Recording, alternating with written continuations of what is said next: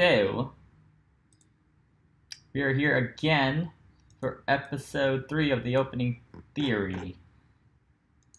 You guys have made it pretty obvious that you like this series, so I'm gonna continue it. And so we are on episode 3 of 16. This one might be a long one here, but let's go over to what we went through. So basically, the first 2 episodes we're exploring the Chinese opening, and this episode we are also exploring the Chinese opening in depth more this time. So if you're not familiar with this, actually this is advanced, you should be familiar with it already, or at least how it looks like. If you haven't seen the 2 other episodes, episode 1 and 2, I recommend start with those first, then come here. And once again, the content is pretty dense, so it's gonna take some time, maybe rewatch and stuff. So, but here, white approach, black backs off, white threatens to slide in the corner. Pretty simple stuff. So here, we explore a bunch of options for black, but today we're gonna be looking at this one. White backs off. Actually, no, I take that back. Black will approach down here first. White backs off, then black ignores. Instead of following up 1, 2, and 3, which is like episode 1 and 2 here. Remember 3 option black in play here to finish his formation. Black chooses to go up here first. White will back off again, and then black plays this 3-space knight move here. And kind of loose, but really just developing influence. So keep consistency with his right side, right? So this is basically the Chinese is mostly trying to develop this side in the center, right? So that's the idea behind it. And so here, white has this kick option, and then come in, right?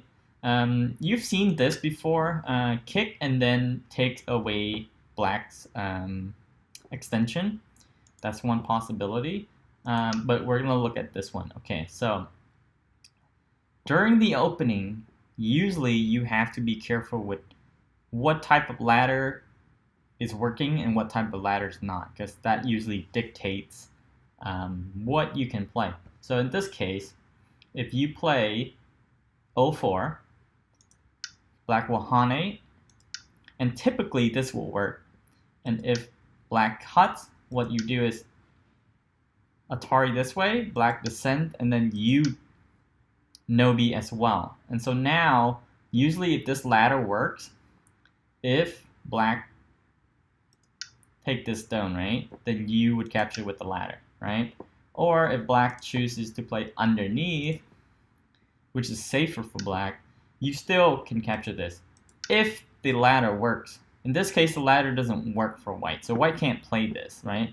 But this is one sequence where you could play if the ladder works for you. It's a Sapaki technique, right? So you just play here. If he attach, you can hane, and if he cuts, if you do this, it won't work.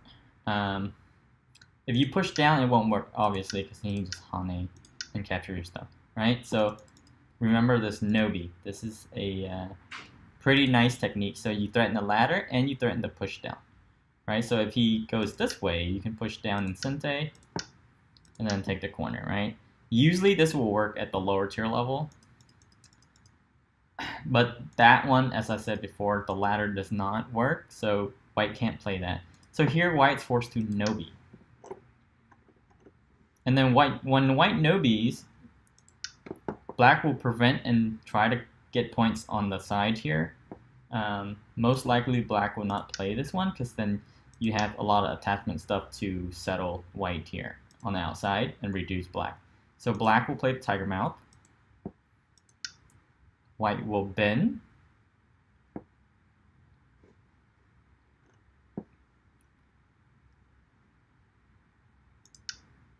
Black will take the side, Atari, and black extends. This is playable for both sides.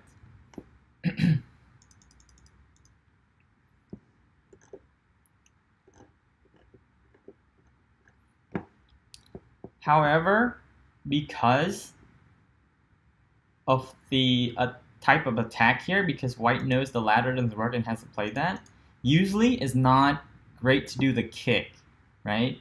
You see here, if you do the kick, and this sequence happens, black can play a 3-space extension, right? He won't just play the 2-space extension, he'll play the 3, right? So, and then all this will happen, but this is really nice shape for black. So, what does white want to do? White don't want to kick first, because then that gives black that much more space to widen up his base.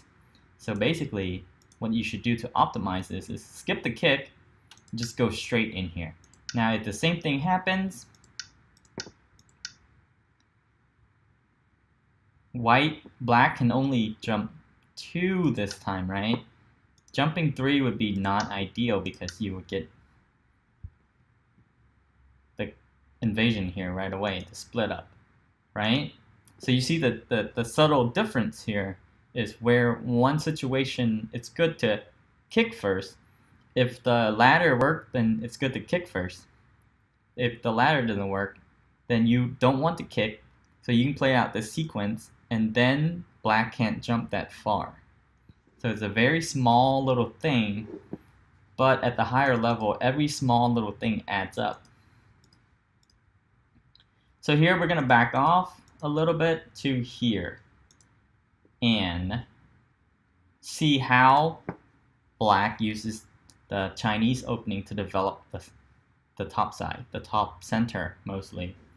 So here, most of you probably are familiar with this if you're watching this. This is a basic sequence to develop the outside here for black, right? And not really costing anything. This is white's territory anyway, other than solidifying white's position and group. So another way that black can develop is this really nice move here. Now this is a somewhat of a tricky move to handle as white. Now let's say if white ignores this move and take a corner enclosure or something like that, that would be a really bad idea because now black can follow up with this sequence here, and you know the outside is just all blacks now, right? So the outside influence all blacks didn't really cost anything except for this corner enclosure here. So you have to be really careful on how to answer this move.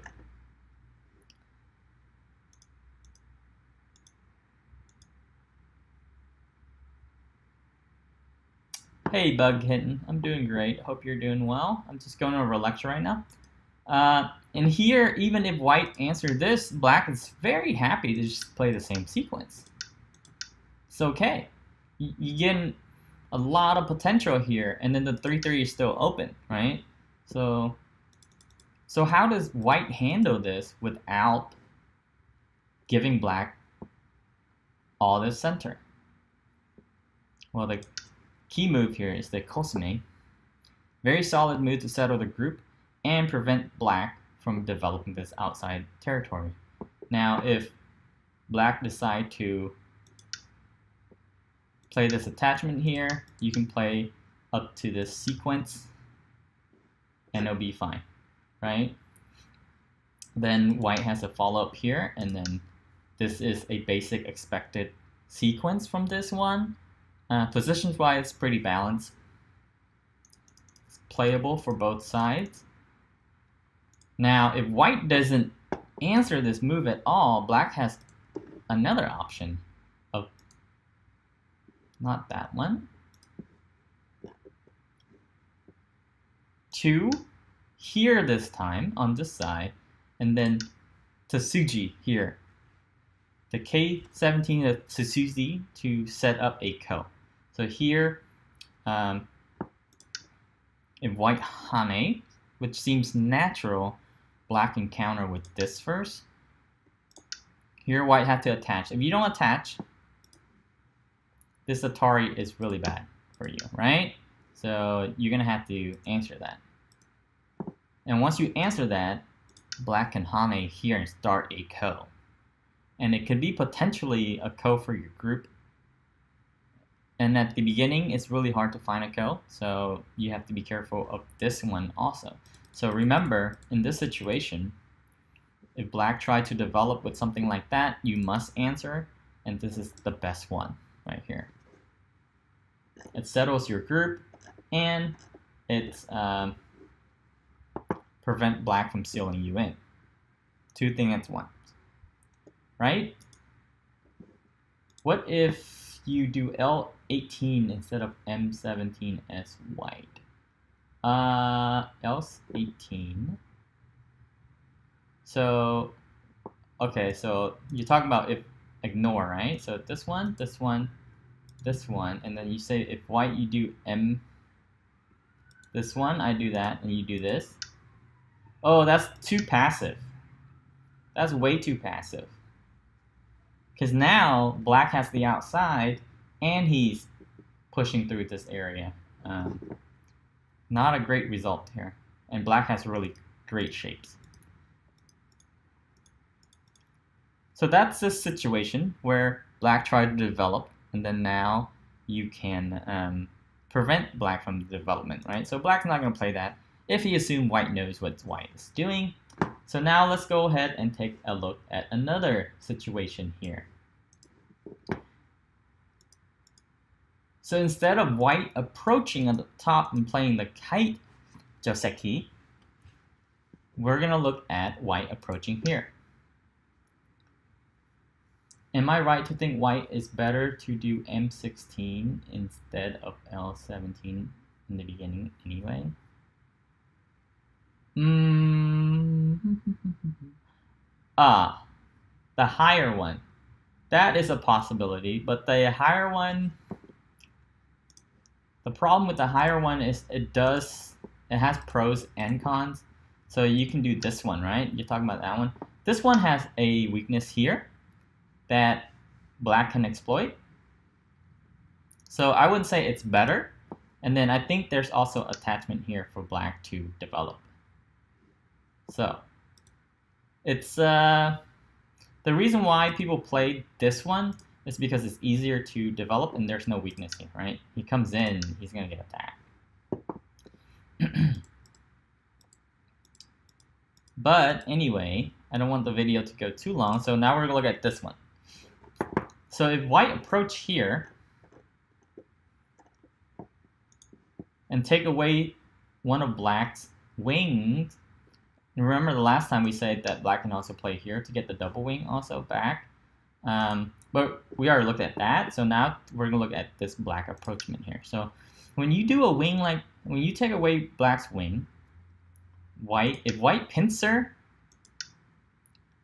and this sequence plays out, this is the typical joseki here. Because of white losing sente in this, and then black coming back here like that, this is not ideal for white, because if white plays something like this is not a lot for white, right? It's not. And black is gaining a lot. So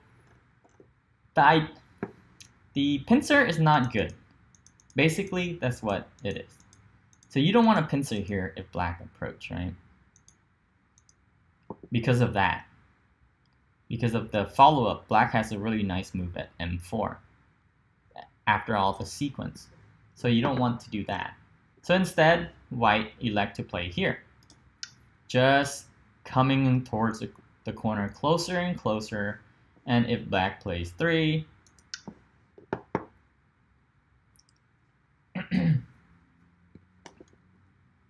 now you can just follow up like this, and this looks pretty ideal. The corner now is open, it's primed for attack, and this shape looks pretty decent, right, to defend. It's not bad. So black will probably not want to do that right away. Instead,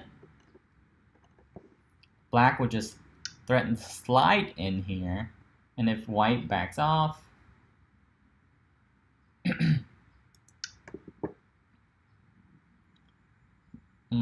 Am I missing something here? 1 second. 3.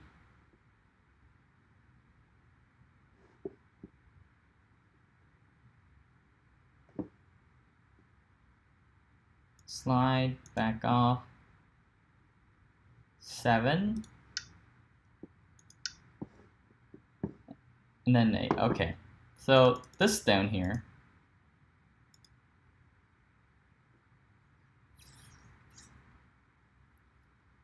Does black not want to double approach?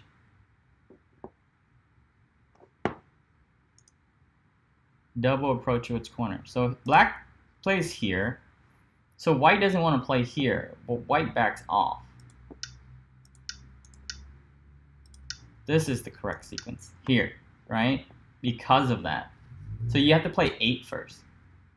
Because white didn't play 8 first. So white backs off here. Double pincer in this situation doesn't work. You see in the modern style. The modern style is if white plays here and you come in a double pincer. This is a follow-up here in the modern Go. This is fine for white. It's actually really good for white, actually. So white can just take Tanuki and play something else, basically. So, but we're gonna look at this formation here. Instead of backing off at 8. So white backs off, slide, protect the corner, backs off, and then white play this. The only problem with this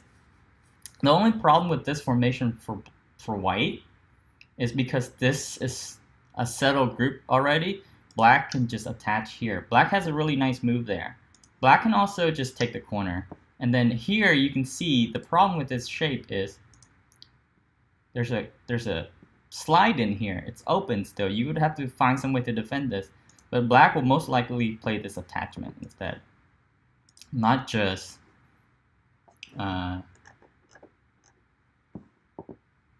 the passive just corner and close. And then you play this, black will back off, and then you connect, and black finished the formation. The problem with this is not that like this area is like out of balance with black's area.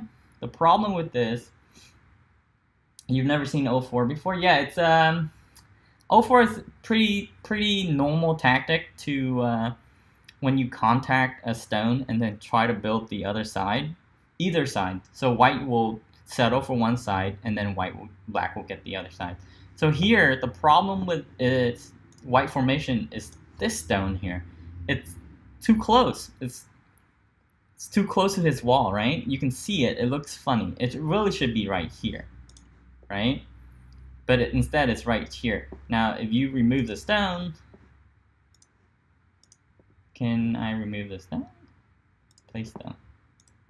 Okay, if that stone was right here, then it would be a different story. But the stone is too close. So that's why that formation is not ideal. So it's actually better for white to do this instead of playing this, the K4. And by the way, K4 used to be really popular against the Chinese. Most of the pros play it until, you know, black figure out that like he can get a better position, because to make K4 bad by coming here and exchanging I'm not on the place. Exchanging this combo first, and then if white plays this here kind of makes this stone looks bad, right? So, you know, like at pro level, even if a move starts out to be good, but after a certain play sequence and it doesn't look right, then that becomes a bad play. So here K4 becomes a bad play. So how does white counteract that? And we're gonna go full circle here. So instead of that, white will play here first, right? So now, if you look at this situation, if black's attaches now, like this, same situation, now white can come back and play this, right?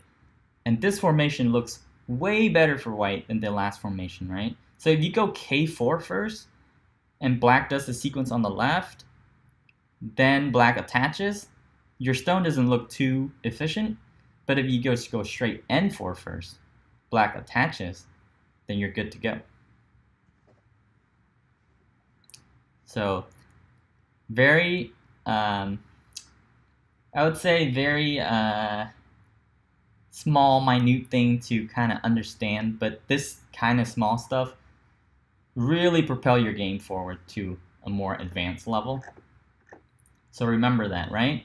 And so here, the reason why I play N4, this is my favorite counter to the Chinese also. I love this N4 move because if black just play passive, you can back off now. You can back off to your K3 or K4, right? He's not going to attach now because he's already cornering close, right? You do have 2 weakness here and here still, but the point of these 2 moves is not to get territory. I mean, it could potentially be territory if the game flow dictates that, but most of the time it's for influence. So here is you're playing for your influence and reducing black's influence. And black's playing the Chinese mean he wants to develop the outside and the top, right? The right side.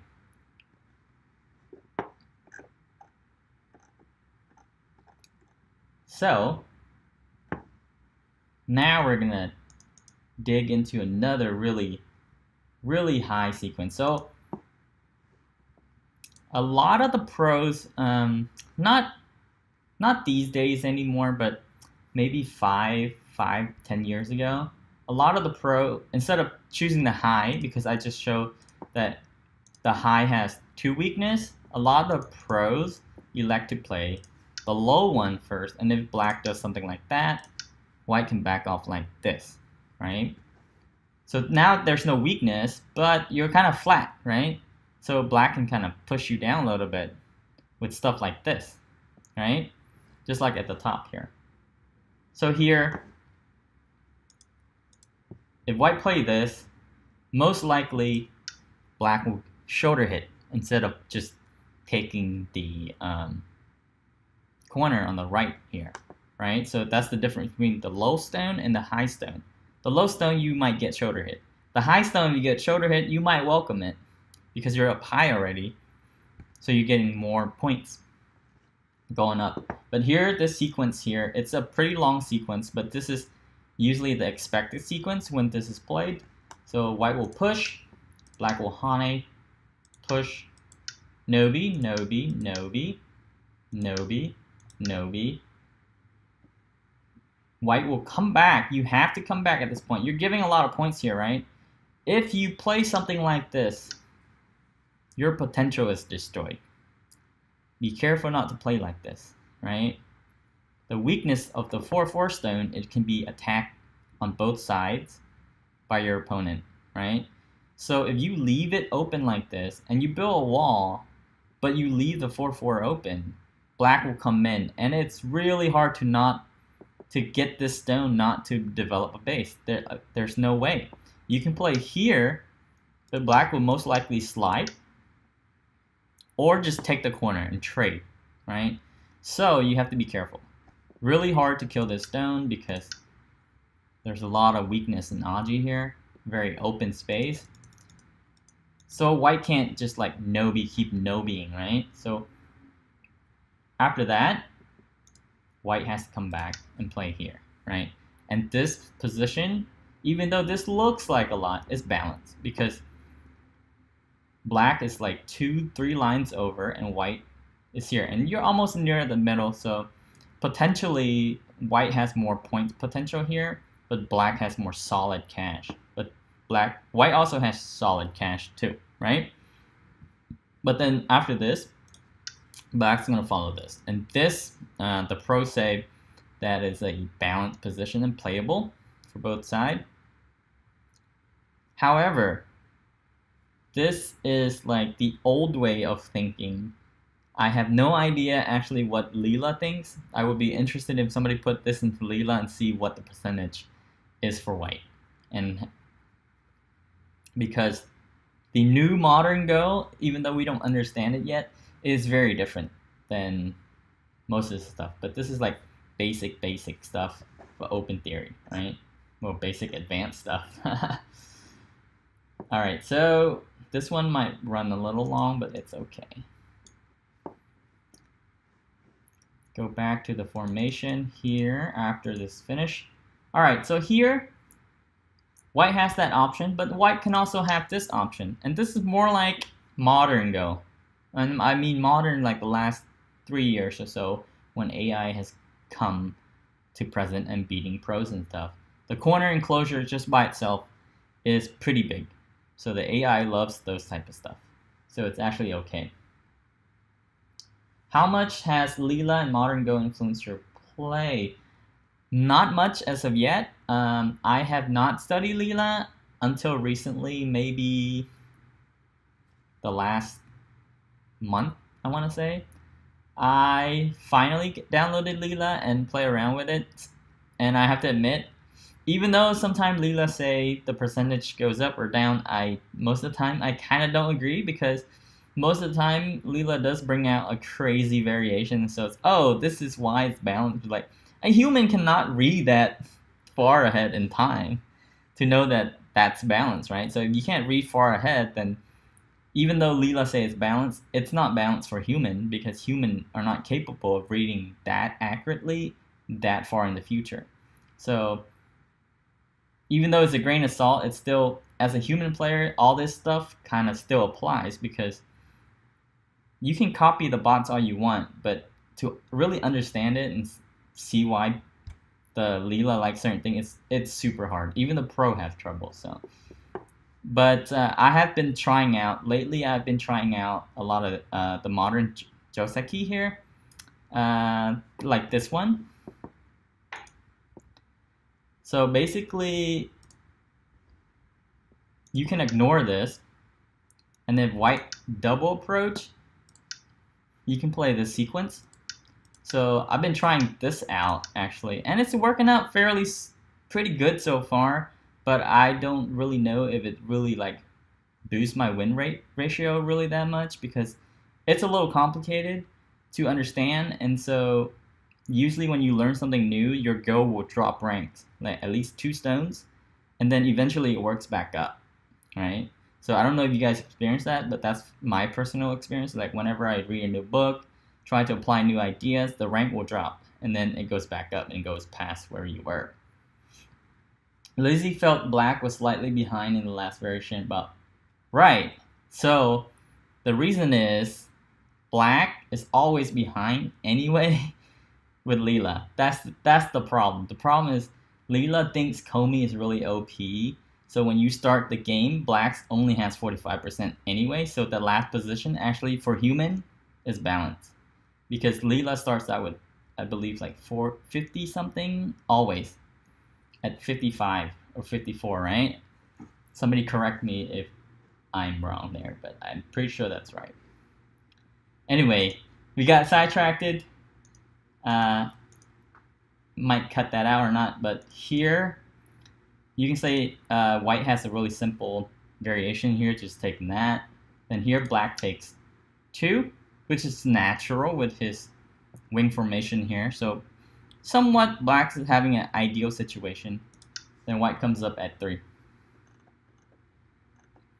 This is possible, right? Still playable for both sides. And then now we also, another variation that's possible is white playing 1. Instead of black taking the wing, black will take the other corner up here. Now we're getting very modern. It's looking like one of those robot game, other than the R9 stone, of course. And then here, white will take the other corner, and black will have to come in and split, okay? So this is another possibility of starting out.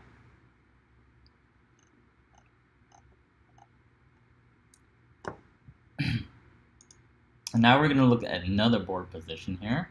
After black takes this corner, white is going to take the middle point instead of taking the other knight's move, right? So now if white didn't take the knight move, black's going to approach here. And because white played this, this is a really ideal move for white because it finished the formation on the left side here. This is a really nice formation. And then black's going to back off here at 4. So I forgot who it was that asked me, Bug Kitten, earlier, if this was right. But usually if you want to play this, you don't poke into the corner. So instead of sliding in and white protects and you come like that, you leave the potential to come in the 3-3 here. So you play high here. And so later on, let's say white plays the noise. Later on, you still have the potential here. So you don't want to slide right away if you're going to play the big knight like that, right? You want to leave the option open for you to come in the 3-3. Okay, so after black plays this, white plays approach here. Remember this one. This time, black is just going to take the corner, right? Instead of attaching here. Attaching here, let's see what this looks like and why you just don't play this. You can see it right now, why you don't play this sequence as black, right? Oh, the small knight, okay. Well, the small knight, then you would have to slide. Because the small knight, if you come in the corner, and after this whole sequence play out, the attack here is pretty powerful against the small knight. So here, because black doesn't have a stone here, this sequence is really bad. So black can't play that. So black is just gonna take the corner like so. White will attach. Black descends. White jumps. Black defends. White defends. Black will take the corner, preventing any kind of sort of invasion. White said, hey, I'll do the same thing. So right here, the position looks balanced, right? The only problem for white is black has sente. And in a balanced position, and if black plays something like this, black's going to have the advantage. Because the formation is so rock solid, it's really hard to invade. And whoever gets the last sente first, this looks trouble because black now has the initiative in building. So now white has to invade. Not very good for white here. Black has a really ideal position here. It looks like an IGS game. Not modern IGS game, Bug Kitten. The new Joseki is all about fighting now. If you look at all the new games, all the new pro games, and all the current games on IGS. It's mostly, the opening is very similar, but then it all turns out to a really big fight. I kind of like it because I like fighting, but... So here, white can't play like that, right? Because it's just too good for black.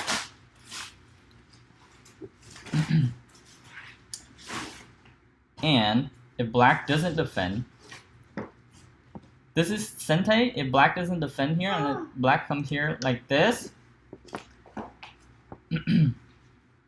white has a really nice move here to invade this corner. So that's why black has to defend. And if black tried to do this kind of shenanigan here and try to block him out, white can do this. Cut. Atari. Ladder's good for white. Black plays that, extend. So now you see the problem here. The problem here is black has to defend two sides here. Which one to defend? If you play this one, stone is ladder. If you defend, baby, can you really make that noise somewhere else, please? And okay, sorry about that. Not very aware. And then Bats go with the host. 100 viewers. Wow. I'm just a small guy here. Thanks for the host, Bats.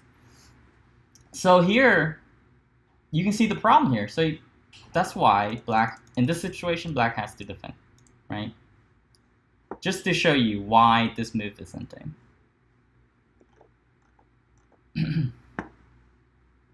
So now we're gonna go back. We're almost at the end here. The episode's running a little long, but it's okay. It's expected. So here we're gonna look at after that. So here, the sequence.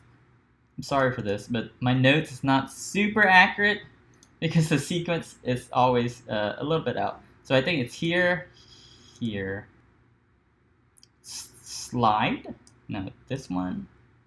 Then we take the big one, jump, and then we slide in, okay? So here black decided to slide in. So look at this formation. We know there's a weakness here, right? So this is a standard attack for white here. I hope you know it already if you're watching this video, because this is supposed to be a little advanced. So here you have this, and white settle. This is a possibility for white too.